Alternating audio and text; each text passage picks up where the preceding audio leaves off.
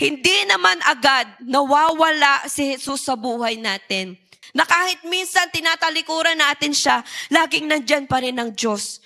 Ang nawawala lang ay focus natin sa Kanya. Mas nakikita natin ang problema kaysa kay Jesus. Mas naririnig natin yung takot natin kaysa sa tinig ng Diyos.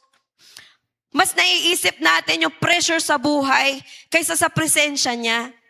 Doon tayo nagsisimulang lumubog. Maaaring mawala tayo sa focus given na yon.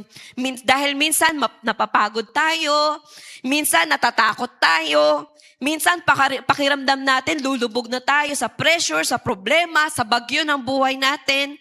Pero tandaan natin ito na hindi problema ang pagkatumba kung marunong tayong tumawag sa Kanya.